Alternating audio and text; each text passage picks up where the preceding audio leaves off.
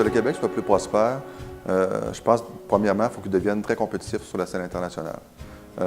Pour y arriver, mais je pense que ça prend une société qui est éduquée, qui est en santé, premièrement, mais ça prend une société aussi où il y a beaucoup d'entrepreneurs. Je pense que c'est un niveau d'activité économique qui est très important et qui est souvent facile à exporter avec des petites entreprises, aller compétitionner des entreprises à l'étranger pour ramener des capitaux aussi au Québec.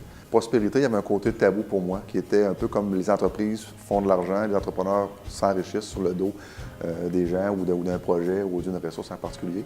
Le mot prospérité, pour moi, veut beaucoup plus dire redonner, partager avec la communauté, puis rendre la société dans un état un peu plus confortable pour la majorité des gens. Je pense qu'on est une entreprise qui représente l'industrie du savoir, donc on est des experts conseils.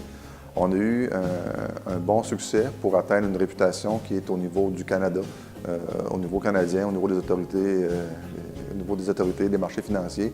On a une très grande réputation. Puis on a maintenant, c'est de l'expertise qui peut s'exporter dans d'autres pays. Je pense qu'on commence à être reconnu à ce niveau-là. Donc on n'est pas juste des experts locaux ou provinciaux, on est vraiment des experts qui sont reconnus à l'étranger aussi. Pour éviter la peur d'une personne qui veut se lancer en entrepreneuriat, je pense avoir le parfait équilibre, un bon équilibre entre le côté feeling, émotion pour prendre des décisions, puis un côté rationnel qu'il faut calculer un petit peu. Si on va juste sur le côté rationnel, on ne se partira jamais en affaires, parce qu'il y a trop de risques, puis tu ne peux pas calculer ces risques-là. Si tu vas juste sur le côté émotionnel, tu prends une décision qui est extrêmement rapide, qui n'est pas réfléchie, puis tu vas te ramasser devant des défis que tu n'avais pas anticipés. Donc, c'est d'avoir l'équilibre un petit peu dans ton côté, planifier un peu nos choses, mais il ne faut pas avoir peur de se lancer. Puis c'est un des traits, je pense, des Québécois, d'avoir une certaine crainte, de ne pas avoir confiance en nous, d'être trop modeste, de ne pas vouloir plonger. Je pense qu'il faut des fois donner le petit coup de pied, puis c'est ce qu'on a fait nous. Moi, je l'ai fait, j'étais en début de trentaine, j'avais des enfants en très, très, très bas âge, donc je partais sans filet.